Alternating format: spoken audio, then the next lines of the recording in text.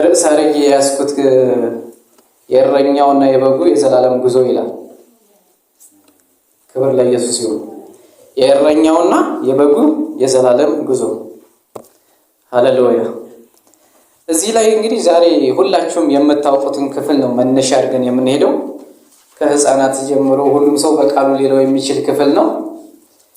ነገር ግን ለሁላችንም መልእክት በሚሆንና ለየት ባለ መልክ እግዚአብሔር መልእክት ሰጥቶኛል ብዬ አምናለሁ። ይህን ቦታ የምንመለከተው መዝሙረ ዳዊት ምዕራፍ 23 ያለውን ክፍል ነው። አንዳንድ ቃሎች በየመሃሉ እናስገባ እንችላለን፣ ነገር ግን ሐሳቡ ከዚሁ አንወጣ። ክብር ለኢየሱስ ይሁን። እዚህ ላይ እንግዲህ ስንመለከት የመጀመሪያው እንግዲህ ቃሉን እናንብብና እንጀምራለን። እግዚአብሔር እረኛዬ ነው፣ የሚያሳጣኝም የለም። በለመለመ መስክ ያሳድረኛል፣ በዕረፍት ውኃ ዘንድ ይመራኛል። ነፍሴን መለሳት፣ ስለ ስሙም በጽድቅ መንገድ መራኝ።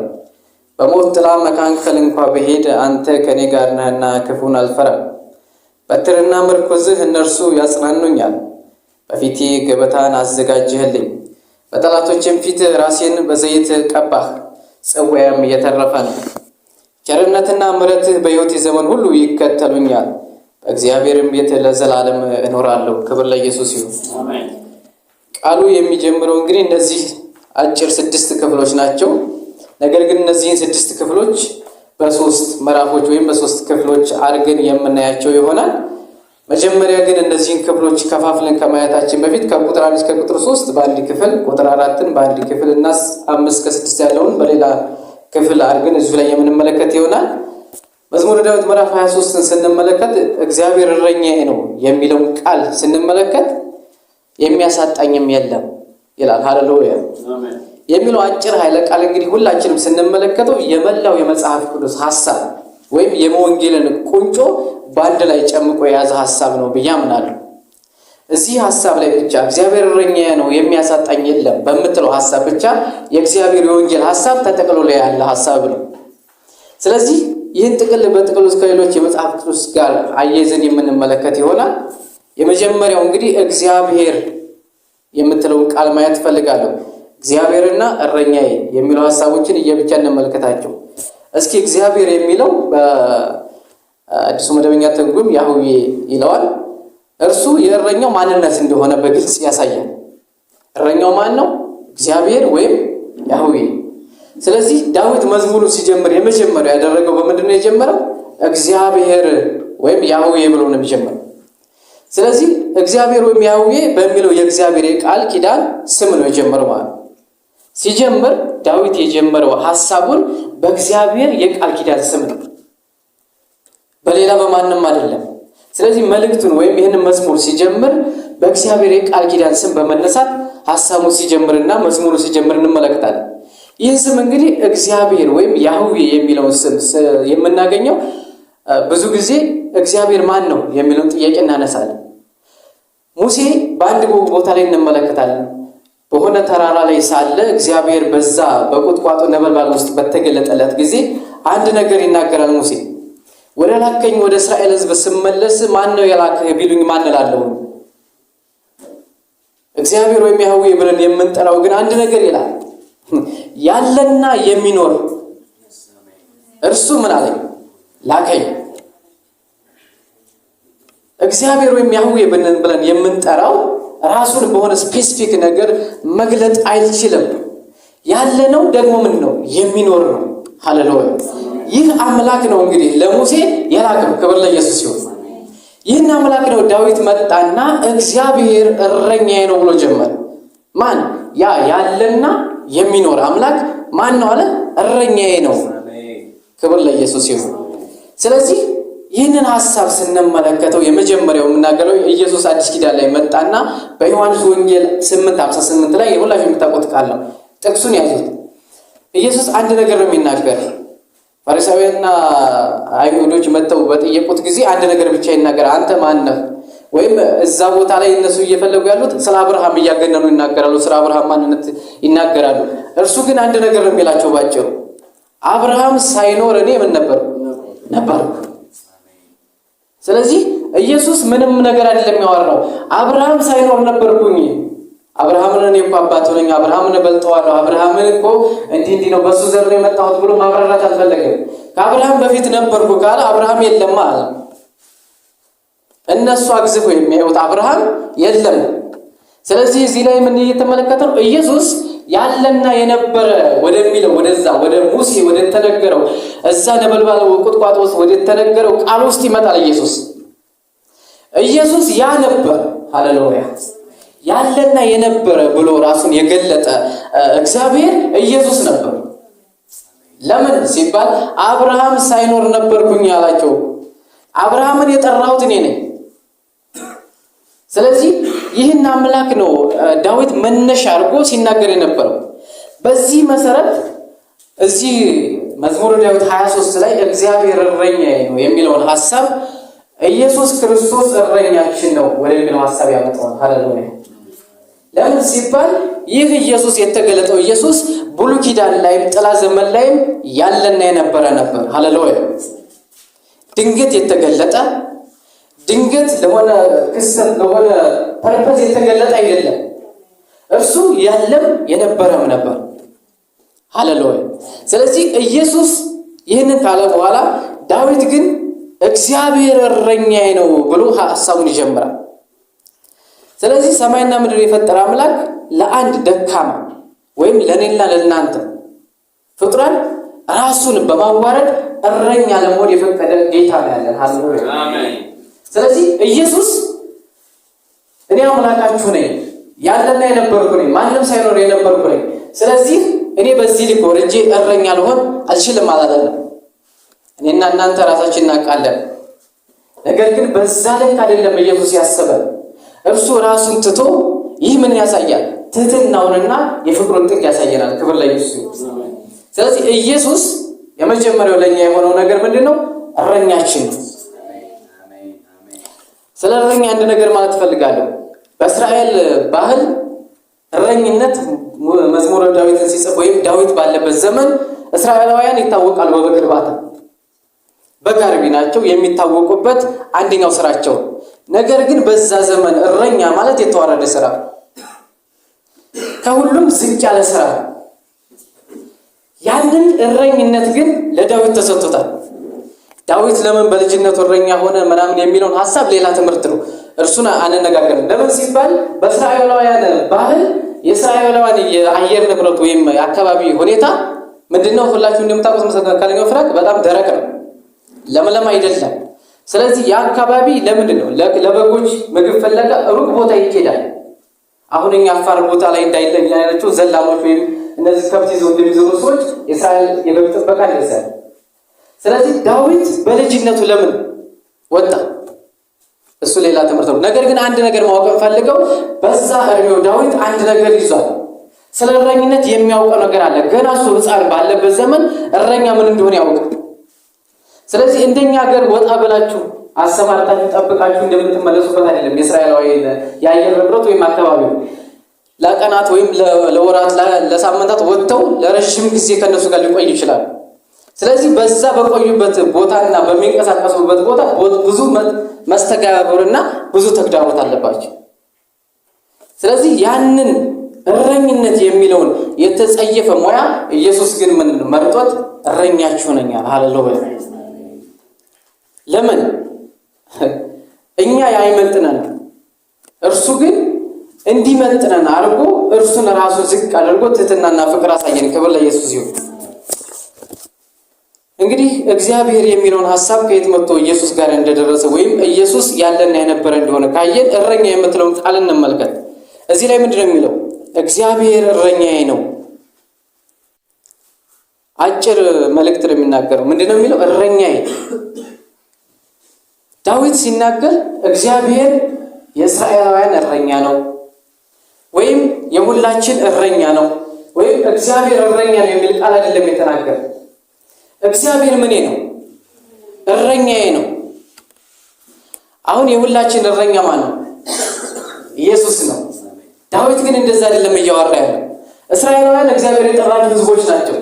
እኔና እናንተ የእግዚአብሔር እረኛችን ነው እያላቸው አይደለም። ዳዊት እረኛዬ እግዚአብሔር ምኔ ነው? እረኛዬ ነው። የብቻው አረገው። ስለዚህ እዚህ ላይ የምንመለከተው የመጀመሪያ የግሉ አደረገው። እረኝነት የጅምላ ወይም የማህበር አይደለም፣ የግል ጉዳይ ነው፣ የልምምድ ጉዳይ ነው፣ በህይወት ኤክስፒሪየንስ ያደረገው ጉዳይ ነው። ስለዚህ እዚህ ላይ ሲመለከት ዳዊት በህይወቱ ያለፈበትን ምድረ በዳ የወጣውን ተራራና ዝቅታ ያውቃል። አንድ ነገር ማወቅ የምፈልጉት ዳዊት ከምን ፐርፐዝ ተነስቶ እረኛ እንዳለ ማወቅ ከፈለግ እንደ ዳዊት እረኝነትን የሚያውቅ ህይወት የለም። ለምን? ከልጅነቱ ጀምሮ ያደገበት ሙያው ነው።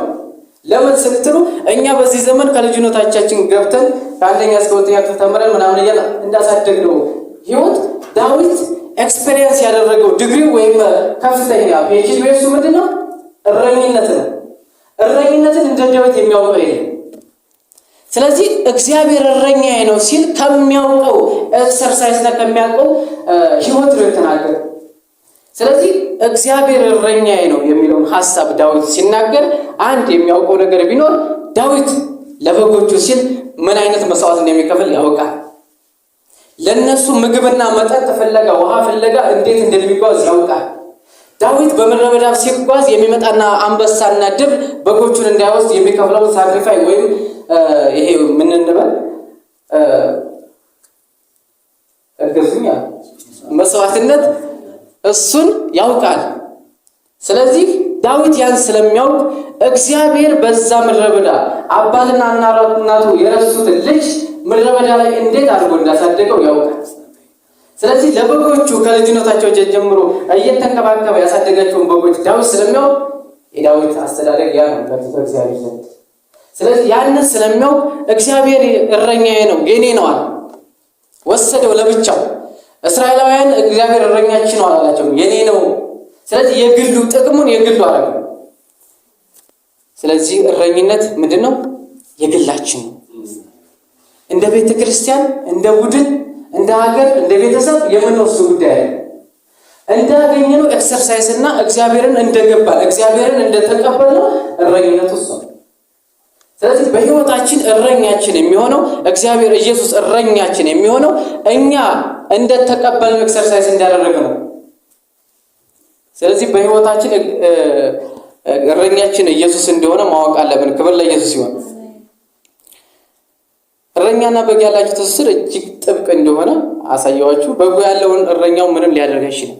እንግዲህ በግ ያለ እረኛ ምንም ሊያደርግ አይችልም። መሰማሪያውን አያውቅም። የት ወጥቶ የት እንደሚገባ አያውቅም። በምን ሰዓት ወጥቶ በምን ሰዓት እንደሚገባ አያውቅም። ይህ ምንድነው? እረኛው እንደሚያሰማራው እረኛው እንደሚመራው ያውቃል። ስለዚህ የእረኛው ጉዳይ ነው ዋናው ነገር። ስለዚህ እዚህ ላይ የሚያሳየን ዳዊት ምንድነው? እረኛዬ ነው ሲል ዳዊት ይጠብቀኛል ማለት ነው። ይመግበኛል፣ ከምፈራው ነገር ሁሉ ያድነኛል። የዳዊት ንግግር ብቸኛ ያደረገበት ምክንያት እስራኤል በጋራ እረኛችን ነው እንዳይል የሚያውቀው ጉዳይ የለም። እሱ የሚያውቀው እግዚአብሔር ለሱ በቀረበው መንገድ ነው የሚያውቀው። ስለዚህ ዳዊት ካለው ኤክስፔሪየንስ እረኝነቱን እንደተናገረ እናያለን። ኢሳይያስ 40:11 ላይ እስኪ አንድ ቃል እንመልከት። ያብይ እስኪ አንብበል። ኢሳይያስ 40:11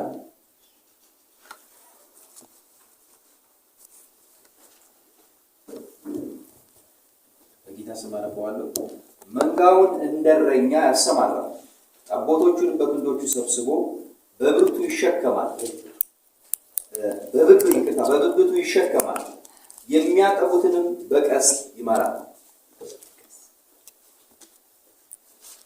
ክብር ለኢየሱስ ሲሆን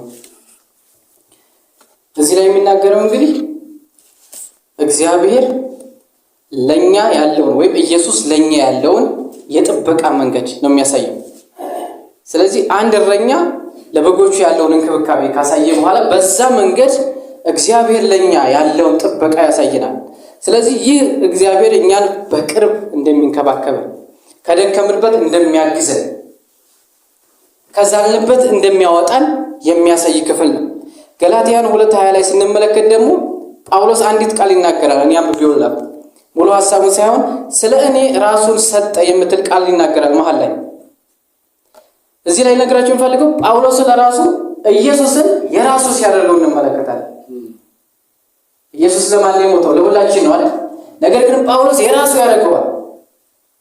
የራሱ ስለ እኔ ራሱን ሰጠ ሲል እርግጠኝነቱ ራሱ ላይ ነው። በቃ ገብቶታል። ራሱ ኢየሱስ ራሱን እንደሰጠው እሱ ገብቶታል። ኢየሱስ ለሁላችን የተሰጠው ነገር ግን የገባው ማን ነው? ጳውሎስ ነው የገባው። ስለዚህ እዚህ ላይ የግል ያደርገዋል።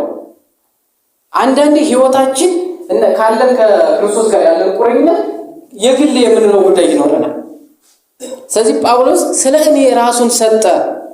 ይህም በማለት የክርስቶስን የራሱን የግል እንደሆነ ያሳያል ኢየሱስን ማለት። ስለዚህ መዳናችን ማለት እግዚአብሔር ያዳነብን መንገድ የምንረዳው በዚህ መንገድ ነው። መዳን ማለት እግዚአብሔር አምላኬ እና እረኛዬ ብሎ በግል የመቀበል ጉዳይ ነው። ክብር ለኢየሱስ ይሁን። መዳን ማለት እግዚአብሔር አምላኬ እና እረኛዬ ብሎ በግል የመቀበል ጉዳይ ነው። እንደ ቤተ ክርስቲያን ስለተነገረ፣ እንደ ሀገር ስለተነገረ፣ ጓደኛ ስለነገረ አይደለም። እንደ ግል አምላኬና እረኛዬ ብሎ የመቀበል ጉዳይ ነው መዳን። እርግጠኛ አሁን የክርስቶስ አዳኝነት የዳዊት አዳኝነት ከምድራዊ አውሬንም ያዳነው በጎች ላይ ኢየሱስ ግን ያዳነን ከየትኛው አውሬ ነው? ከኃጢአት ከዓለም። ክብር ለኢየሱስ ይሁን። እኛን ከሚያጠቃን ከሞት ህይወት ውስጥ የሚያድነን እንዴት ነው ካል እረኛዬና አምላኬ ነው ብሎ በማመን የሚጠብቅ እረኝነቱ የት ላይ ነው ካል እርሱ ከሞት ነው የሚያድነው። ሃሌሉያ። እርሱ የሚያድነው የዚህ ምድር ብቻ እንድናይ አይደለም። እረኛው የዚህ ምድር ላይ አይደለም። አሁን ተውት እሱ። ምክንያቱም ሁላችንም በዚህ ምድር ያለው ገብተን የምንወጣበት መንገድ ተመሳሳይ ሊሆን ይችላል። ያለን እረፍትና ሰላም ይለየን።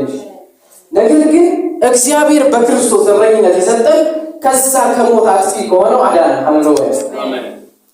ያ ነው ዋናው የክርስትና ዋናው ቁንጮ ከሞትንበት መዳናችን። ክብር ለኢየሱስ። ወደፊት ለዘላለም ከምንኖርበት ህይወት ነፃ ያወጣን እርሱ ነው። ክብር ለኢየሱስ ይሁን። ቀጣይ የምንመለከተው የሚያሳጣኝ የለም የምትለው እዚቹ ላይ ያለችውን ክፍል በምዕራፍ ከፋፍለን ስንመለከት የመጀመሪያው የምንመለከተው ከቁጥር 1 እስከ 3 ያለውን ክፍል ስንመለከት የእረኛው አቅርቦትና የነፍስ ጥገና የሚል ሐሳብ አለው። የሚያሳጣኝ የለም የምትለውን ሐሳብ ነው እዚህ ላይ የምንመለከተው። ብዙ ሰው ይህን ክፍል ሲመለከት በተሳሳተ መንገድ የምንረዳበት መንገድ አለ። እርሱም የሚያሳጣኝ የለም ስንል ሁሉን ነገር የኔ ነው፣ ሁሉን ነገር ወስጃለሁ፣ ሁሉን ነገር አገኛለሁ አይደለም።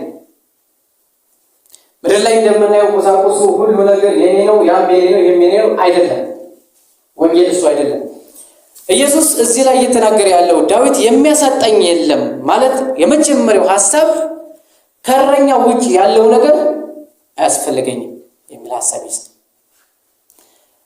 እረኛው ወይም በሌላ ሐሳብ አንድ ቀለል ባለ አማርኛ ስነግራችሁ አማኝ የሚያጣው ነገር የለም ሲባል የፈለገው ሁሉ ያገኛል ማለት ሳይሆን እረኛው የሰጠው ነገር በቂ ነው። ቀለል ባለ አማርኛ በቀደሙ እረኛው ካለ በቂ ነው ማለት ነው። ቀለል ስናደርገው ደግሞ እረኛው የሰጠን ነገር በቂ ነው። ክብር ለኢየሱስ ይሁን። እዚህ ላይ ነው እንግዲህ የሚያሳጣኝ የለም ማለት ለምን እረኛው ባለበት ሁሉም ማለት ሃሌሉያ። ለምሳሌ አንድ ሐሳብ ላንሳ። ያብስራን ብንመለከት እጁ ላይ ያለው ማስታወሻ ብትፈልግ ከዛ ከእጁ በኩል ቆርጠህ ብትወስድ ማስታወሻውን ታገኛለህ። ድጋሚ የሆነ ነገር ብትፈልግ ሰውየውን አታወራም፣ ቆርጠህ ስለወሰድክ እጁን ብቻ ማለት ነው። እረኛውን ከፈለክ ግን ያን ከፈለኩት ሙሉ ኪሱም ያለው ሁሉም ነገር የኔ ነው። ስለዚህ እዚህ ላይ እያለ ያለው እረኛው ካለኝ ሁሉም ነገር አለኝ። ክብር ለኢየሱስ ይሁን። ነገር ግን ብዙዎቻችን ሁሉም የኔ ነው የሚያሳጣኝ የለም ስንል ልክ እንደ ምግብ፣ እንደ ልብስ፣ እንደ ቤት፣ እንደ መኪና እዚህ ምድር ያለው ቁሳቁስ እሱም የኛ። ክብር ለኢየሱስ ይሁን። ነገር ግን ትምህርቱ እሱ አይደለም ነው ጥያቄ። ለምን ይሄ ከሆነ ትምህርታችንም ውጭ ካለው ጋር አንለያይም። እነሱም አላቸው። እነሱ ያላቸው ከሆነ እኛም እየፈለግን ያለ ነው። ለምን እንደክማለን እዚህ መተን? ወንጌል ይለያል። እሱ ብቻ አይደለም ወንጌል ኢየሱስ ነው። ክብር ለኢየሱስ ነው። ስለዚህ ወንጌል እሱ ከሆነ ኢየሱስ እረኛዬ ይበቃኛል። ሃሌሉያ። እሱ ደግሞ ምን ይላል? የሚያስፈልገንን ያውቃል። ዋናው የትምህርቱ መልእክት ይሄ ነው። በቃ እረኝነት የሚያሳጣኝ የለም ማለት የሚያሳጣኝ ነገር የለም ስንል እርሱ የሚያስፈልገኝ ምን ያውቃል። ለምሳሌ በጎች ጥበቃ ወይ ምናምን የማያውቅ ሰው አለ ብያለሁ። እሱን ስትመለከቱ አንዳንድ በጎች የሚያደርጉ ሰዎች ምናምን ስትመለከቱ ለበጎቻቸው የሚበቃቸውን ነገር ያውቃል። ምን መጠጣት እንዳለባቸው፣ የት ቦታ ወስደው እንደሚያጠጡ ያውቃሉ። የት ቦታ እንደሚያውላቸው ያውቃሉ። በምን ሰዓት መግባትና መውጣት እንዳለባቸው ያውቃሉ። ለምሳሌ አንድ በግ ማታ ላይ ከመሸ በኋላ መውጣት ፈለገች፣ እረኛው ያስወጣታል? እሷ ፍላጎት ታውቃለ። የእሷ ፍላጎት ስለሆነ እረኛው ያስወጣታል። ለምን እንደሚጎዳት ያውቃል። እኛም ከዛ መለይ ምናልባት ይሁን ነገር ስለፈለግ እግዚአብሔር ቢካለ ቢያለ ከወጣህ መጥፊያ ነው። ክብር ለኢየሱስ ይሁን። በዛ መንገድ ከሄድ መጥፊያ ነው። ስለዚህ እግዚአብሔር የሚያስፈልገንንና የሚሆነንን ያውቃል። ያን ስለሚያውቅ ነው መከልከላችን ብዬ አምናለሁ። አንዳንዴ ሁለተኛ ለምሳሌ የሆነ በግ ስታበል ጥሬ ምናምን ሰጣችሁ ታውቃላችሁ? ጥሬ በመጠን ካልተሰጠው በግ ያመዋል፣ ይገድለዋል። ነገር ግን ሰጥተው ብትል ሲጥም ነው የሚውለው፣ በቀኝ አይደለም ስለሚመቸው ማለት ነው። መጠኑን ግን እረኛው ያውቃል፣ ምን ያህል ሰጥቶት ለዛ ቀን እንደሚበቃው ማለት ነው።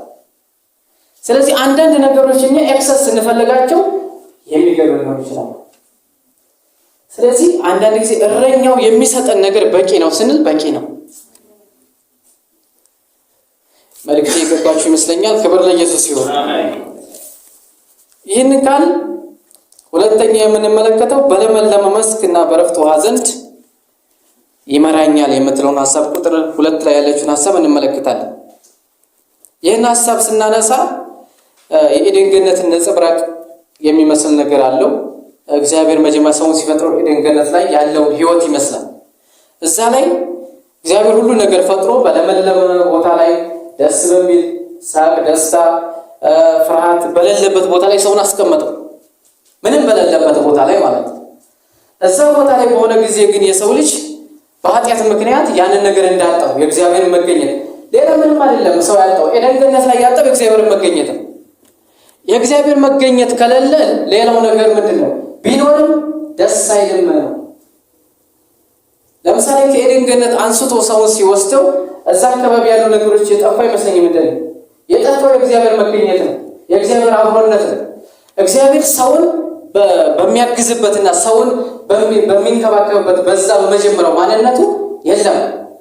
ለምን? ሰው ኃጢአት ለይቶታል፣ አወጣው። ስለዚህ የመጀመሪያው ያጣው የሰው ልጅ እዛ ቦታ ላይ ምንድነው ስንል ደስታውን ነው። ይሄ ደስ የማይል ፍርሃት ገባበት። የመጀመሪያ እኮ አዳም እኮ ፈራው ማለት ያ ፍርሃት ነው የገባው። ከዛ በፊት አንድ ቀን ዳዊት አዳም ኤደን ገነት ላይ ሲመላለስ ፈራው ብሎ ያውቃል? የፈራው መቼ ነው? ያችን ከበላ በኋላ ፈርቼ ምናምን ተደበቅኩ አለ። መደበቅን በለው ለራሱ ያወቁ ከዛ በኋላ ለምን ለሱ አስፈሪ የተባለ ነገር አልተፈጠረም ነበር ኤደን ገነት ላይ። ነገር ግን ከሰራው ኃጢአት በኋላ ምን ሆነ? ፍርሃት ገባበት። ስለዚህ ኤደን ገነት እዚህ ላይ ስንመለከት በለመለመ መስክ ይመራኛል የሚለው የኤደን ገነት ነጸብራቅ እንደሆነ የሚያሳይ ነገር አለው። እግዚአብሔር ሰውን በመጀመሪያ ሲፈጥር በለመለመ ውሃና በለመለመ ስፍራ እንዳኖረው እናያለን። ኃጢአት ያንን እረፍት አሳጣን የመጀመሪያው። ክርስቶስ ግን ይህንን እረፍት እንደመለሰልን ክብር ለኢየሱስ ይሁን። የመጀመሪያው ያደረገው አሁን ላይ መጥቶ ያጣነውን እረፍት ከዛ በኋላ የሰው ልጅ መቅበዝበዝ ሆነ፣ በቃ ወንድሙ መግደል ሆነ፣ ብቻ የሌለ ነገር ተፈጠረ። ሰው ልጅ የማይረጋጋ ሆነ ከዛ በኋላ። ስለዚህ ኢየሱስ የመጀመሪያ መጥቶ የመለሰው ነገር ቢኖር እረፍታችንን ነው፣ ማረፍ የሚል ነገር። ስለዚህ ሰው ያለ ክርስቶስ አያርፍም፣ ይቅበዘበዛል። የያዘው ነገር ሙሉ መስሎ አይታየው። ለምን ሲባል ሲጀመር ያ የተሰጠን ነገር ለእረፍት አልነበረ፣ መጠቀሚያ ነው። እረፍታችን ግን እግዚአብሔር ከኛ በዛ በኃጢአት ምክንያት ከኤደን ገነት ሲለይ የእግዚአብሔር ፕሬዘንስ ሲርቀን መቅበዝበዝ ሆነ የሰው ልጅ እንጂ እኮ ቃየል አቤልን ሲገለው እኮ በቅናት ምክንያት እንጂ ጎልባቸው አይደለም። ሁለቱም የተለየው ማለት ነው የሚያረጋጋው የእግዚአብሔር ፕሬዘንስ ነው። ስለዚህ ይህን ነው ክርስቶስ መልሶ እረፍት ወደ እረፍት እንደመለሰን እናያለን። ክብር ለኢየሱስ ይሁን።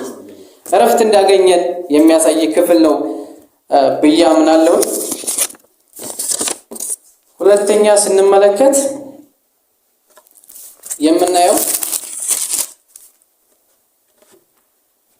እረኛው ካላችሁ ሁሉም ነገር አለኝ የሚል ሐሳብ አለ። ሶስተኛ የምንመለከተው ነፍሴን መልሳት የምትል ሐሳብ አለች። ምዕራፍ 3 ላይ ቁጥር 3 ላይ ማለት ነው። ነፍሴን መልሳት ቁጥር 3 ላይ እንግዲህ እዚህ ላይ ስንመለከት በጎች በራሳቸው መንገድ መጥፋት እንደሚቀናቸው፣ እንደሚቅበዘበዙ፣ ጠባቂ ከሌላቸው እንደሚበተኑ፣ የሆነ የሚያስደነግጣቸው ነገር ከመጣ በየሰልፋው እንደሚበታተኑ ሁላችንም ከኤክስፒሪየንስም ከህይወትም የምናውቀው ነገር ነው። ይህ ክፍል እንግዲህ በሉቃስ ወንጌል ምዕራፍ 15 ላይ ካለው ክፍል ጋር የሚያያዝ ነገር አለው። እሷን እስኪ እናንብብና እንሄዳለን። ሉቃስ ወንጌል ምዕራፍ 15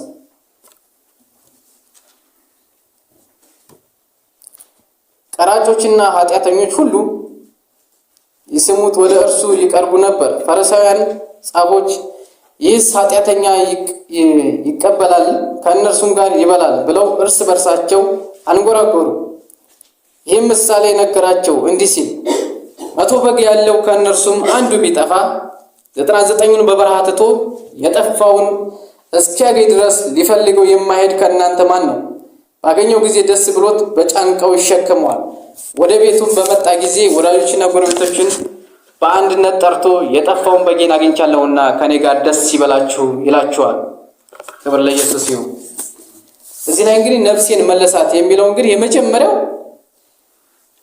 ከውድቀት መመለስ ነው። እንዴት ነው የሚመልሰው እግዚአብሔር ከውድቀት ራሳችን ስንል በንስሐ ነው። አንድ ነገር አስተውሉ። እዚህ ላይ ይህንን የጠፋውን በግ እግዚአብሔር ማለት ኢየሱስ እንደ ምሳሌ አድርጎ ሲናገር ስለ ሰው ልጅ የተናገረው 99 ጻድቃን ቢኖሩ ወይም 99 ሁሉም ኃጢአት የሌለባቸው ሰዎች ቢሆኑ ምድር ላይ አንድ ኃጢአተኛ ቢኖር ስለ እርሱ እመጣለሁ ነው ጉዳዩ ያለ። ስለ አንድ ነፍስ ኢየሱስ እሞታለሁ። ነገር ግን የጠፋውን በግ ፈልጎ የማይፈልገው ማን ነው ካለ በኋላ እግዚአብሔር ግን ሰው ካይኑ ወይም ከይታው ጠፍቶ ነው ወይ? መፈለግ የሚለው እኛ እንደምንፈልገው በግ ጠፍቶን ነው ወይ? እሱ አይደለም። እግዚአብሔር ሁሉንም ያያል። ካይኑም የተሰወረ የለም ማለት ነው። እርሱ ሳይሆን እርሱ መፈለግ ሳይሆን ሰውየው ወደ እግዚአብሔር ፕሬዘንስ የመመለስ ነው። ይሄ የንስሐና የመመለስ የይቅርታ ህይወትን ተመልሶ የመምጣትና ወደ እግዚአብሔር የመምጣትን ህይወት እንጂ እግዚአብሔር ካይኑ የተሰወረ የለም። ነገር ግን ወደዛ ህይወት ሲመለስ ምን ይላል? ደስ ይለዋል እግዚአብሔር የሚለው እዚህ ጋር ጎረቤቶችን ጠርቶ ደስታና ተድላ እንደሚያደርግ እንደዛ እንደ በግ የጠፋው ሰው እግዚአብሔርን በዚህ ሰው ምን ይለዋል? ደስ ይለዋል። እንዲጠፋበት ነፍስ አይፈልግም እግዚአብሔር። ለምን? ነፍስ የከፈለበት ዋጋ ነው። አንዳንድ ጊዜ እናገለው እግዚአብሔር አምላክ ዋጋ የከፈለበት ነፍሱን የሰጠረበት ነፍስ ነው የኛ ነፍስ። ዝም ብሎ አይደለም። ወይም እንደዚህ ምድር ላይ መጥቶ ስላንተ እንዲሆን ይላል ብሎ ይቀር አይደለም። ነፍስ ተከፍሎበታል። የነፍስ ዋጋ ነው አንተ የተከፈለልሃል። ስለዚህ ይህንን ነው እየተናገረ ያለው እዚህ ክፍል ላይ። ነፍሴን መለሳት ሲል ከውድቀት ይመልሳል እግዚአብሔር። በዛ ደግሞ ንስሐ ህይወትን ይሰጣል። ሁላ ኢየሱስ ማንን መልሰው? እግዚአብሔር ከውድቀት ይመልሳል። ሃሌሉያ። ነገር ግን ወደ ንስሐ ህይወት ደግሞ ሰውየው ምን ይላል? ይመለሳል። በዚህ ጊዜ እግዚአብሔር ደስ እንደሚለው። ስለዚህ የጠፋን ህይወት ወይም ከቤቱ ያፈነገጠን ህይወት እግዚአብሔር በፈለጋ ላይ ነው። ምናልባት ቤተ ክርስቲያን የረሳው ሰው ሊሆን ይችላል። ቤተሰብ የረሳው ተስፋ ይቆርጣል። እግዚአብሔር ግን ያይረሳል። ለምን? ዋጋ ተከፍሎበታል። ስለዚህ እዚህ ላይ የሚያሳየው ነፍሴን መለሳት ሲል ዳዊት ካለበት ከበፊተኛው ከውድቀቱ ከምኑ እንዳነሳው የሚያሳይ ክፍል ነው። ክብር ለኢየሱስ ይሁን። ስለ ስሙም በጽድቅ መንገድ መራኝ የምትለውን ደግሞ እንመለከት። እግዚአብሔር እኛን የሚመራው ስለኛ ብቁነት ሳይሆን ስለ ስሙ ነው። ክብር ለኢየሱስ ይሁን። አጭር አማርኛ እግዚአብሔር እኛን የሚመራው ስለ ስሙ እንጂ ስለኛ ብቁነት አይደለም። አሜን። ስለ ብቃታችንና ስለ ብቁነታችን ቢሆን አይሆንም። ኢየሱስም ነፍሱን መክፈል አላስፈልገው። ለምን? የሙሴ ሕግ ይበቃል። ስለ ብቁነት የምናወራና ወደ እግዚአብሔር በጽድቅ እንዲመራ ወይም የእግዚአብሔር ጽድቅ ወደኛ እንዲገለጥ ይቺ ስራ ምንላት ነገር የኛ ምንላት ነገር ካለች እርሱ የሙሴ ሕግ ይበቃን ነበር። ነገር ግን እግዚአብሔር የሚፈልገው እርሱን አይደለም፣ የራሱን ጽድቅ ነው። ሃሌሉያ። ብቁ ሆነህ ሳይሆን ኢየሱስ ስላንተ ብቁ ሆኗል። ክብር ለኢየሱስ ይሁን። በነገራችን ላይ አንዳንድ ጊዜ እኛ የሚጨንቀን ለምን እንደሆነ ታውቃላችሁ? ኢየሱስ ስለኔ ብቁ ሆኖልኛል እና እኔ ከዚህ በኋላ ብቁ ነኝ ማለት ስለምንፈራለን። ለምን መሰላችሁ? ህይወታችን በልምምዳችን ከባህላችን ከሀገራችን ከሁሉም ነገር ስንመለከት ሰው በጥረት ብቻ የሚለወጥና ይሄ የሥራን ህይወት ስለሚያምን ይሄኛውን የተሰራው ስራ መቀበል አይችልም። ይሄኛው ግን የተሰራው ስራ ምንድነው ካላችሁ የሚያግዝ ስራ ነው። ክብር ለኢየሱስ ይሁን። ስትቀበሉት ያግዛችሁ። ያልኖራችሁትን ህይወት እንድትኖሩ የሚያደርግ የክርስቶስ ህይወት ይገለጣል እንጂ ሌላ አይደለም። አንዳንድ ጊዜ በክርስቶስ ያለን ህይወት አግኝተናል ብለን እንደፈለግን ይሆናል ብለን ፈርተን ለማስተማር ይከብደናል። እርሱ አይደለም። ህግን የምታስተምር ያ ሰውዬ በዛ መንገድ አይሄድ። ይልቅስ የእግዚአብሔር ጸጋ ይበልጣል። ክብር ለኢየሱስ ይሁን። የእግዚአብሔር ጸጋ ይመራል። ክብር ለኢየሱስ ይሁን። ኢየሱስ ስለኔ ነፍሱን ዋጋ ከፍሏል ስትል የሚይዝህ ነገር ይኖራል። አለዛ ራሴ ተጣጥሬ እዛ ቦታ ድረስ ካልክ ሲደክም ታቆማለህ። እውነት እላለሁ እኔ የምሬን ነው። ኢየሱስ ስለኔ ዋጋ ከፍሏል የሚለውን ያ ህይወት እንዲገባን እንጣ የዛኔ ነገር ሁላ ካጠገባቸው ርቆ እናገኘዋለን። አለዛ ከነገሩ እኩል በኩል እየተገፋፋን አንተ ትሽሽ እኔ ልሽሽ፣ አንተ አንዴ ከፍ በል እኔ ዝቅ በል እያልን ህይወታችን ያልፋል። ስለዚህ ነው ኢየሱስ የራሱን ጽድቅ የራሱን ጸጋ ያ ይበቃችኋል የሚለው ህይወት የሰጠን። ክብር ለኢየሱስ ይሁን። እንግዲህ እዚህ ላይ አንድ ቃል መመልከት እንችላለን። ኤፌሶን 2:8-9 አንድ ቃል አለች። ኤፌሶን 2:8-9 ጸጋው በእምነት አድኗችኋልና ይህም የእግዚአብሔር ስጦታ ነው እንጂ ከእናንተ አይደለም። ክብር ለኢየሱስ ይሁን። ስለ ስሙ በጽድቅ መራኝ ማለት እንግዲህ ይህ ነው። ክብር ለኢየሱስ ይሁን። ስለ ራሱ እንጂ ስላንተ ጥረትና ስላንተ ምንድን ልበል ባጭሩ ስለኛ ብቁነት አይደለም። ሰው በራሱ ይጀምር ብቁ ሆኖ አያውቅም። እግዚአብሔር ግን በዚህ ጽድቅ ሲመራው የሰውን ብቁነት ይፈልገዋል። ሃሌሉያ። ለምን? በእርሱ ውስጥ ብቁ እንሆናለን። ብቻችን ብቁ መሆን አንችልም። በጸጋው ግን ብቁ መሆን እንችላለን። ክብር ለኢየሱስ ይሁን። ስለዚህ በእምነት አድኗችኋል ይህም የእግዚአብሔር ስጦታ ነው እንጂ ከእናንተ አይደለም የምትለውን ሐሳብ ለዚህ ማጠናከሪያ ይሆናል ብዬ አምናለሁ። ክብር ለኢየሱስ ይሁን። እንግዲህ ምዕራፍ 2 ወይ ብለን ከፍለን እንዳየነው ምዕራፍ 2 ላይ የምንገባው እስካሁን ያየነው ህይወት እግዚአብሔር የእረኛው አቅርቦትና የነፍስ ምንድነው ያለው ጥገና ከ1 እስከ 2 ያለችው የእረኛው ያቀረበልን አቅርቦት አለ። ደግሞም እንደገና ነፍሳችን የጠገነበት መንገድ አለ። እርሱም በጸጋው ነው። ክብር ለኢየሱስ ይሁን። ሁለተኛው የምዕራፍ 2 የምንመለከተው የሸለቆው ሚስጥርና የእረኛው መገኘት የሚል ነገር አለው። ይህም ቁጥር 4 ላይ ስንመለከታት ማለት ነው የሸለቆው ሚስጥርና የእረኛው መገኘት። ብዙ ጊዜ እረኞች በጎቻቸውን ወደ ተራራ ለመውሰድ ሲያስቡ ሊትራሊ ዝም ብላችሁ ስታስቡ የሆነ ተራራ ላይ በጎችን ይዞ ለመሄድ ሰው ሲያስብ የሆነ ሸለቆ ይገባል። ይሄ ተፈጥሮ ህግ ነው። ከሜዳ ተነስተን ቀጥታ ተራራ ገባ የምትወርደው ነገር አለ። ለምን? የተራራው ከፍታ የሚያሳይ የሸለቆ ዝቅታ ነው። ስለዚህ እረኞች ብዙ ጊዜ በጎቻቸው ወደ ተራራ ለማቀናት ሲሉ የሆነ የሚያልፉበት ሸለቆ አለ። ግዴታ በዛ ሸለቆ ሲያልፍ የሚያገኘው ህይወት አለ። የሸለቆው ምንድነው? መከራ አለ። የማይፈልጉት ነገር አለ። እነሱ የሚፈልጉት እዛች ተራራ ላይ መድረስ ነው። ነገር ግን እዛች ተራራ ላይ ለመድረስ የሸለቆውን ህይወት ማወቅ አለባቸው። እግዚአብሔር በክርስቶስ የሰጠን ተራራ አለ፣ ህይወት አለ። ነገር ግን አንድ ነገር የምንፈልገው እግዚአብሔር በህይወታችን የሚያመጣው መከራ ስንል ብዙ አይነት ውሰዱ። ህመም ሊሆን ይችላል፣ ማጣት ሊሆን ይችላል፣ ግራ መጋባት ሊሆን ይችላል። ብዙ ነገር የሰው ልጅ ብዙ ነገር አለበት። ሁላችንም የተለያየ ነገር ያለን። ነገር ግን እግዚአብሔር ወደ ተራራው የሚወስድበት መንገድ ከሆነ ይሁን። የሸለቆ መንገድ ነው፣ የግዴታ ነው። ስለዚህ እዚህ ላይ በህይወታችን ፈተና ሲመጣ እግዚአብሔር የሚያየው ህይወት አለኛ ላይ ኔክስት ግን የሚያሻግረን የተራራ ህይወት አለ፣ የማትወርድበት ማለት ነው። ስለዚህ የተራራውን ህይወት ለማግኘት እግዚአብሔር የሚያሳልፈን የሸለቆ ህይወት ካለ እርሱ መልካም ነው። ሲታይ ያማል፣ ይከብዳል፣ ለሰውም ደስ አይልም። ለምን?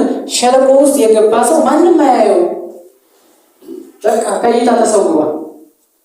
ስለዚህ ከሰው ከለይታህ ሰው አያውቅም፣ ሰው ስላንተ ጉዳዩ አይደለም፣ ምንም ነገር ነው አንተ። ለምን?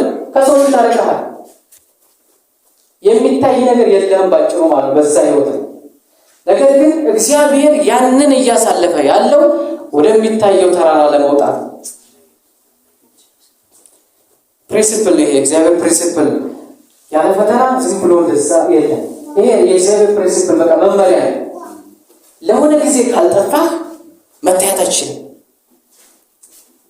አንድ ነገር እኔ የገባኝ ነገር ቢኖር እግዚአብሔር አንተን ባጠፋ ልክ ነው የሚገልጠው።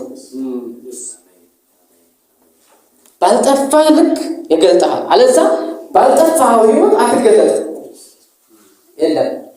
ስለዚህ እዚያ ሸለቆ መግባትህ የሸለቆ ዝቅታ፣ ለምሳሌ እኔ የገባሁበት እዚህ ጋር ከሆነ ያው ብዬ የገባው እዚህ ከሆነ እኔ የምገለጠው በላይ ነው ልክ ነው፣ ያ የሚገለጠው በላይ ነው ልክ ነው። ይሄ ምንድን ነው የሚያሳየው? ካል የሰው ዝቅታ ከፍታውን ይወስናል። ሰው ያለፈበትን ዝቅታ የሚያውቀው ከሱ ውጭ ማንም የለም። ሲገለጥ ነው የሚገባው ሰው ያለፈበትን ሸለቆና ያለፈበትን መከራ ያለፈበትን ህይወት አንድ ቀን ቸክ ያላረገ ሰው ሲገለጥ ግን እንዴት ይላል? ለምን ሲል ይሄ እግዚአብሔር ፕሪንሲፕል። ክብር ለኢየሱስ ይሁን። ስለዚህ እግዚአብሔር እናንተን ለማጥፋት ወስኖ ከሆነ ሊገልጣችሁ ነው። ክብር ለኢየሱስ ይሁን። የምትወዱትን ነገር ነክቶባችሁ ከሆነ እግዚአብሔር ሃሌሉያ የከበረን ነገር ሊሰጣችሁ ነው። ምናልባት የኔ የምትሉትን በህይወታችሁ አንድ ብቻ የሆነ ነገር እርሱን አጥፍቶ ከሆነ የሆነ እግዚአብሔር ነገር አስበው። ክብር ለኢየሱስ ይሁን። በዚህ እግዚአብሔር እንዳጽናናችሁ የጊዜው መልእክቴ ነው። ክብር ለኢየሱስ ይሁን። አንተ ከኔ ጋር ነህና የሚል ሐሳብ ቀጣይ እንመለከታለን። እንግዲህ በሸለቆ ካለፈ ሰው በኋላ አንድ ዳዊት የሚባል ሰው እንዲህ ይላል፣ አንተ ከኔ ጋር ነህ። እንግዲህ ይሄ የመዝሙሩ ዋና መካከለኛ መልእክት እንደሆነ እንመለከታለን። በሜዳው ላይ የነበረ በዛ በጎች በሚጠብቁበት ቦታ ላይ የነበረ እግዚአብሔር ያ በዛ በሚያውቀው ልክ የሚያውቀው እግዚአብሔር በሸለቆም ውስጥ ያው ነው። ክብር ለኢየሱስ ይሁን። እግዚአብሔር አይደለም የተለወጠው፣ እናንተ የምትለወጡበት መንገድ ነው የተለወጠው። ክብር ለኢየሱስ ይሁን። እግዚአብሔር ራሱ ተለውጦ ያውቅ ያለና የነበረ አይደል ያለ ትናንት ሲነበርም ያው ነው፣ አሁንም ያው ነው፣ ለዘላለም ያው ነው። ነገር ግን እኛ የምንለወጥበት መንገድ የተለያየ ነው። ስለዚህ እዚህ ላይ እንደሚያሳየው ትናንት በሜዳ በጎች ሲጠብቀው የሚያውቀው እግዚአብሔር በሸለቆ በገባ ጊዜ ዳዊት ሁላችሁም ስትመለከቱት ምድረ በጎችን በሚጠብቅበት ጊዜ የሚውልበትን ቦታ እናውቃለን። ነገር ግን ከዛ በኋላ ያው ሳሙኤል መጥቶ እንደቀባውና ለንግስና እንደተመረጠ እናውቃለን ዳዊት። ከዛ በኋላ ለረጅም ጊዜ ወደ ንግስና ከመምጣቱ በፊት በስደት እንዳሳለፈ ዳዊት ደግሞ እንመለከታለን። ሳኦል እሱን ለመግደል ያሳለፈበት መንገድ አለ፣ ያለፈው መከራ አለ። ዳዊት ተቀብቷል እኮ የሚያሳዝነው እኮ ተቀብተህ ነገ ቶሎ ንግስና መውጣት ደስ ነው የሚለው፣ ሲቀባ ደስ ይላል። ነገር ግን መሀል ላይ ያለው አያምርም፣ መሀል ላይ ያለው ህይወት አያምርም። ለምን? መንገዱ ነው የእግዚአብሔር መንገድ ሊያስተምር ያሰበው መንገድ አለ። ሃሌሉያ። ዳዊት ምናልባት ከዛ ከተቀባበት ቀጥታ ንግስና ቢመጣ ይህን ዳዊት አናውቀውም ይሆናል። ዳዊት ሊሰራበትና ሊያልፍበት የተፈለገው የሸለቆ መንገድ ነበር። ያም ደግሞ አሳዳጁ ሳኦል ነው። ሸለቆ የዳዊት ሸለቆ ሳኦል ጭንቅ ነው። ለሞት አንድ እርምጃ ቀረኛ ነው ዳዊት አይደል? ተጨነቀ እኮ። ለምን ሲባል በቃ ሸለቆ መቀበሪያ ውስጥ ነው ያለው። ሳኦል ያን ያህል አስጨንቆታል። ስለዚህ ያን ሸለቆ በዛም በሸለቆ ውስጥ ግን እግዚአብሔር ማን ነው? ያው ነው። ክብር ለኢየሱስ ይሁን። ስለዚህ እግዚአብሔር ይበልጥ በቅርብ የምናውቅበት በፈተና ውስጥ ነው። አንድ እርምጃ ቀረኝ ባለው ዳዊት ውስጥ እግዚአብሔር ተገለጠ። ክብር ለኢየሱስ ነው። ስለዚህ ከዛ በፊት በረኝነት ከሚያውቀው ህይወት ይበልጥ ልቅስ፣ አሁን ደግሞ በሸለቆ ይበልጥ ዳዊት ታወቀው። ስለዚህ አንዳንድ ሸለቆች ይበልጥ እግዚአብሔር እንድታውቀውና ህይወት በእግዚአብሔር ላይ ያለህን መስተጋብር እንዲጨምር ያደርጋል። ክብር ለኢየሱስ ይሁን። ይህን በዳንኤል 3 ላይ ካለው አራተኛው ሰው ጋር ይገናኛል የሚል ሐሳብ አለ። ታውቁታላችሁ። ዳንኤል ላይ ሲድራቅ ሚሳቅና አብደናጎን ስንመለከት ለዛ ለወርቅ ምስል ስገዱ ከተባሉ በኋላ አንሰግድም ካሉ በኋላ ወደ እሳት እንዲጣሉ ታዘዘ። የዛ ጊዜ እሳቱን ቶሎ እስከታጣሉ በኋላ 3 ሰው ተጥሎ አራተኛ ሰው ታየ ይላል። የአማልክት ልጅ የሚመስል ሰው ይታየኛል አሉ። ስለዚህ ድንገት የጣልቃ ገብ አንተ መከራ ውስጥ ነህ፣ እሳት ውስጥ ነው። እሳቱ እኮ ይጠፋል አላለም። እዚህም አሁን እሳቱ ይጠፋል አላለም። በእሳቱ ውስጥ ግን ማን አለ? ሃሌሉያ እግዚአብሔር አለ። በመታልፍበት ውሃ ውስጥ ማን አለ? እግዚአብሔር አለ። አሁን ውሃውም እሳቱም አይደለም የሚቀየረው፣ ካንተ ጋር የሚያልፍ እግዚአብሔር አለ ነው። ክብር ለኢየሱስ ይሁን። የሚለየን እንግዲህ ከሌላው ሕዝብ ካላችሁ ካንተ ጋር የሚሻገር እግዚአብሔር አለ። አሜን። ኢየሱስ ጌታ ነው። እኔ እኮ የሚደንቀኝ የሲድራቅና የሚሳቅ አብደናጎ ታሪክ እነሱ ሲጥሉ ወላፈኑን ጨረሳቸው ይላል። ሌሎቹ ሰዎች ወላፈን እንኳን የሚጠብቅ የላቸውም እነዛ ሰዎች። የሲድራቅና የሚሳቅ አብደናጎን ግን እረኛ የያዙት ግን ሃሌሉያ እሳት ውስጥ ያደናል። አሜን። ስለዚህ አንተ ምናልባት እሳት ውስጥ ገብተህ ይሆናል። ምናልባት ሌላው ሰው እሳት ውስጥ ያልገባው ወላፈን ስለሚያጠፋው ይሆናል። ይሄን ማወቅ ግድ ነው። ይሄ የደረስንበት ከፍታ ነው። እግዚአብሔር በከፍታ ልክ ነው እሳት ውስጥ ይጥልሃል። ምናልባት እነዛን ሰዎች ወደ እሳት የማያመጣው ወላፈኑ ገና ስለሚገላቸው። ስለዚህ ከወላፈን ህይወት ያለፈ ህይወት ካለ እግዚአብሔር ካንተ ጋር። አሜን። ክብር ለኢየሱስ ይሁን። እዚህ ላይ የምንመለከተው ይህንን ነው። አንተ ከኔ ጋር ነህ የሚለው ሐሳብ ይህንን ያሳያል። እግዚአብሔር በየትኛውም ፈተና ውስጥ ከኛ ጋር እንደሆነ እናውቃለን። በትርና ምርኩዝህ የሚለው ሐሳብ በትር የሚለው እንግዲህ ጠላትን ለመምታት የምንጠቀምበት ነው። ሰው በትር ካለው ለምሳሌ ዳዊት በትር ሲይዝ ጠላት ሲመጣ ድብ አውሬ ምናምን ሲመጣ የሚመታበት ነው። እኛ ምንድነው የምንመታው ካል ሃሌሉያ ክብር ለኢየሱስ ይሁን። አሁን ኃጢአት ተመቷል፣ ሞት ተመቷል። አሁን ዙሪያን የሚዞር ማን ነው? ደብል ነው። ትመታለህ። ክብር ለኢየሱስ ይሁን። የእግዚአብሔርን ዕቃ ጦር አንሱ ይላል። እርሱ ምንድነው? የእግዚአብሔር ቃል ነው። አሁን ይዘው የምትንቀሳቀሰው በትር የለም። የእግዚአብሔር ቃል ግን በሙላት ይኑርባችሁ። ክብር ለኢየሱስ ይሁን። እርሱ ምንድነው? በትራችን። ምርኩዝ የሚል አለ። በትርና ምርኩዝ ይለያያል። ምርኩዝ ሰው ደከም ሲለው የሆነች ነገር እያለበት የሚሄደው ነው፣ ወይ በትር ከሆነ ግን ደህና በሚመጣ ነው። ስለዚህ ምርኩዝ ማለት ደግሞ ወይ በጎቹ ሄድ ሲሉ መለስ የሚያደርግበት እረኛ ነው። ክብር ለኢየሱስ ይሁን። አሁን እግዚአብሔር እኛን ሲጠብቅ መለስ ያደርጋል። ወጣ ስትል መታ ያደርጋል። ስለዚህ እዛኔ ሊከፋን አይደለም የሚገባው። እዚህ ላይ አንድ ቃል አለ የምናነበው ዕብራውያን 16 ላይ አንድ ቃል አለ። ጌታ የሚወደውን ይቀጣዋልና ይላል። ስለዚህ አንዳንድ ጊዜ የእግዚአብሔር ተግሣጽ የምናውቀው በዚህ ነው። በምርኩዝ መለስ ያደርጋል እግዚአብሔር። ወጣ ስትል መለስ ያደርጋል። ስለዚህ የእግዚአብሔር ተግሣጽ እግዚአብሔር እረኝነቱ የሚታወቀው ስትወጣ ይቆጣል። ክብር ለኢየሱስ ይሁን። ለምን ስትል የምትወጣበት ህይወት ይገልሃል፣ ያጠፋሃል፣ ወይም ልትበላ የፈለከው ነገር ላንተ አይሆንም እያለ። ስለዚህ በትርና ምርኩዝ ያጽናኑኛል ሲል ከክርስቶስ ጋር የተገናኘ እንደሆነ እዚህ ላይ የሚያሳየናል።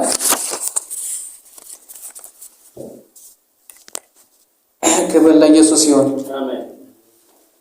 በፊቴም ገበታን አዘጋጀህልኝ፣ በጠላቶቼ ፊት ለፊት ራሴን በዘይት ቀባህ፣ ጽዋዬም የተረፈ ነው የሚለውን ሐሳብ እንመለከትና ጸልየን እንጨርሳለን።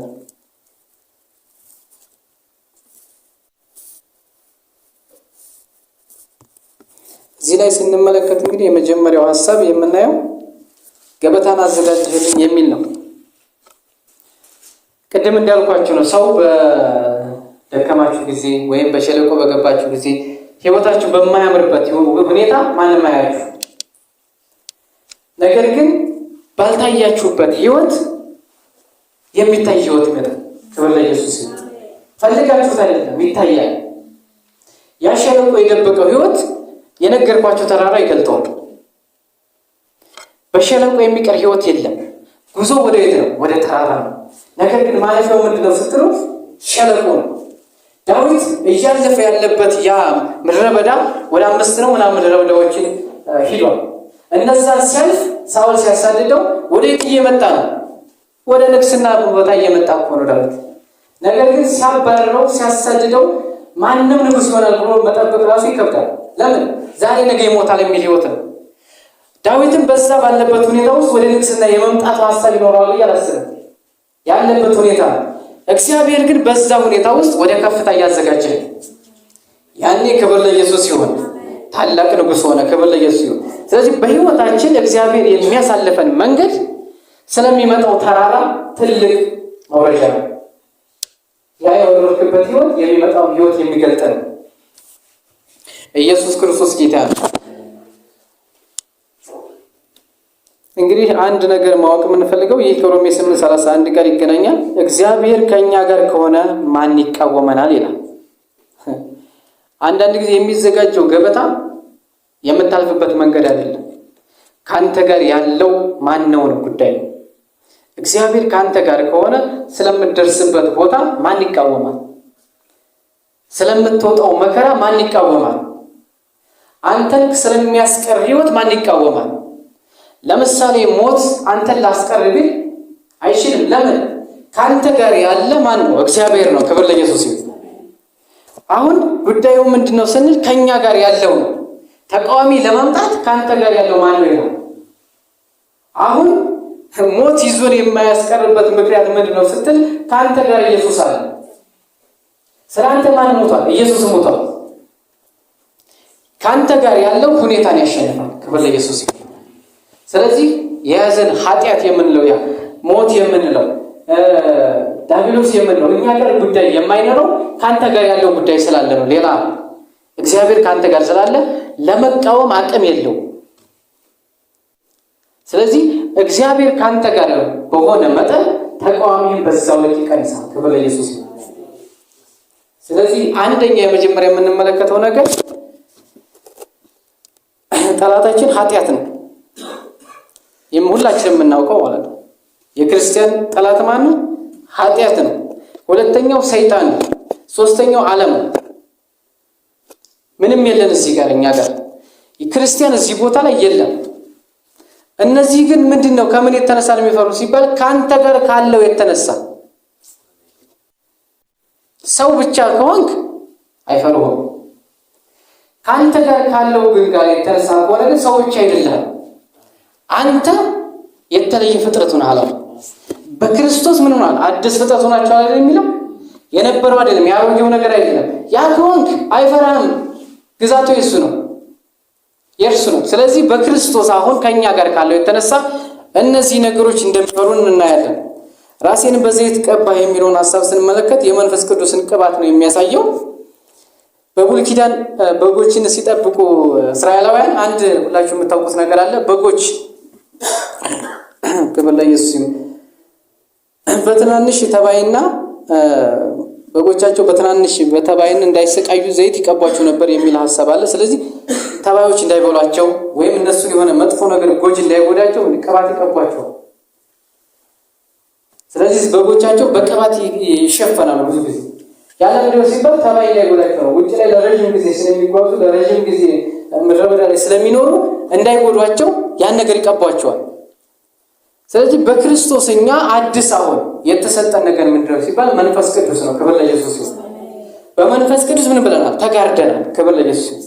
ህይወታችን ይሄ የተባለው ተባይ ወይ ይሄ የኃጢአት የሞት የምናምን የምንለው ነገር እንዳይነካን እግዚአብሔር በመንፈስ ቅዱስ ምን ብሎናል? አሜን፣ ሸፍኖናል። ክብር ለኢየሱስ ይሁን። የመንፈስ ቅዱስ ቅባት አሁን ይለየናል። ክርስቲያን በምን ይለያል ሲባል ስተት እንኳን ሲሰራ ይወቀሳል አይደል? ትክክል አይደለም ይላል። ያ የእግዚአብሔር መንፈስ በእኛ ስላለ። ስለዚህ ሁለተኛ የምንመለከተው ቸርነትና ምሕረት ይከተሉኛል የሚለው የመጨረሻው ሐሳብ ይሄ ነው። በዕብራይስጥ ይከተለኛል የሚለው ሐሳብ ያሳድዶኛል የሚል ሐሳብ አለ። እኛ አማርኛው ይከተለኛል ነው የሚለው። ይከተለኛል ከሆነ ኖርማል ነው፣ ዝም ብሎ ከኋላ መሄድ። ያሳድደኛል ከሆነ ግን አትፈልገውም፣ ግን እሱ ይከተላል። ክብር ለኢየሱስ ይሁን። የእግዚአብሔር ቸርነትና ምሕረት በብሉይ ኪዳን ቀርቶ አሁን በአዲስ ኪዳን ስንመለከት የእግዚአብሔር ምሕረትና ቸርነት ያለ መጠንና ያለ ገደብ ተለቋል። እርሱ ምንድነው? ክርስቶስ ኢየሱስ ነው። ክርስቶስ ኢየሱስ እኛ ልንገልጠው በማንችለው መጠንና ክብር ተገልጧል። የእግዚአብሔር ቸርነት የእግዚአብሔር ምሕረት ስለተገለጠ እርሱ ምን ይለናል? ዕለት ከዕለት ይከታተለናል፣ ያሳድደናል። ማሳደድ ማለት አንተ እንኳን ባላሰብከው ሁኔታ ላይ ከአንተ ጋር እንዳለ ሁልጊዜ ይከታተላል፣ ያሳድዳል። ምንድነው የምታሳድደኝ ትሌለም ድንገት አንዳንድ ሰው በምትሄድበት ቦታ ሁሉ የምታገኘው ከሆነ የእግዚአብሔር ምሕረት ይሄ ነው። ከኛ አይርቅም ነው ባጭሩ። ምሕረትና ቸርነቱ አይርቅህም፣ አንተ መመለስ ብቻ። ክብር ለኢየሱስ ይሁን። ነገር ግን ባትመለስ እንኳን ያ ሰው የእግዚአብሔር ምሕረትና ቸርነት አሁንም ሰውዬው ሲመለስ ይከተላል። በቃኝ ይሄ ሰውዬ እዚህ በቃ እኔ እመለሳለሁ የሚል የእግዚአብሔር ምሕረት ቸርነትም የለም። በክርስቶስ ኢየሱስ አሁን ምን ብሏል? ተገልጧል በክብር። ክብር ለኢየሱስ ይሁን። ስለዚህ የእግዚአብሔር ምሕረትና ቸርነት በዘመናችን ሁሉ ይከተለናል። ክብር ለኢየሱስ ይሁን። እኛ እግዚአብሔር የምናሳድድ ሳይሆን የእርሱ ፍቅር እኛን የሚያሳድደን ነው። እንግዲህ የእግዚአብሔር ፍቅር ያሳደደው ሰው እርሱን ፍቅር አለመሆን አይችልም። መጨረሻው በእግዚአብሔር ቤት ለዘላለም እኖራለሁ የሚለው እንግዲህ ይሄ የመጨረሻው የዳዊት ተስፋ ነው። ቅድም እንዳልኳችሁ የእረኛውና የበጉ የዘላለም ጉዞ አይደለም። ሲጀምር ምድር ላይ ያለው ሕይወት አሳየኋችሁ። አሁን የመጨረሻው የዳዊት ተስፋ ምንድነው? በእግዚአብሔር ቤት ለዘላለም እኖራለሁ ወይ? ይህ ደግሞ ምንድነው የሚያሳየው ስንል ለዘላለም በእግዚአብሔር ቤት መኖር ያለን። አሁን ሞት ድረስ አናቆምም። እስካሁን የመጣንበት ምናልባት እዚህ ምድር ላይ ባለው ሕይወታችን ዋስትናና ሊመጣው ላለው ዋስትና መሰረት እያዝን ነበር። አሁን ግን የመጨረሻው በእግዚአብሔር ቤት ለዘላለም እኖራለሁ አለ ዳዊት። እርግጠኛው አሁን ግን በክርስቶስ እኛ ምንድነን ስንል ደግሞ የእግዚአብሔር ወራሾች ነን ይላል። ስለዚህ ዘላለም አለን። አሁን ተስፋችን እዚህ የሚቆም አይደለም። ምናልባት ድንገት አሁን እዚህ እናንተ እያስተማርኩ ድንገት ሽልብበት አለቀ የኔ ነገር አያልቅም። ክብር ለኢየሱስ ይሁን። ብዙ ሰው ግን የትኛውም ሃይማኖት ተቋም ግቡና ጠይቋቸው፣ አንተ አሁን ድንገት እዚህ የሆነ ግብጥ እሱ ያውቃል ይላል። አይደለም አሁን ክርስቶስ ኢየሱስ ተገልጦ ስላንተ መስዋዕት ከፍሎ ዳዊት ገና ጥራ ላይ ሆኖ በእግዚአብሔር ቤት ለዘላለም እኖራለሁ ይላል። ለምን? እግዚአብሔር ምን ያህል እንደቀረበው ገብቶታል። እዛ ላይ እንኳን ስለሱ ነፍስ ሲል ምን ያህል ዋጋ ሊከፍል እንደሚችል ገብቶታል። አሁንማ ኢየሱስ ለኛ መጥቶ ነፍሱን አሳልፎ ሰጥቶ በእኛ ቦታ እሱ ሆኖ እኛ የሱን ቦታ ተረክበን እንዴት ኩራት የለም። ክብር ለኢየሱስ ይሁን።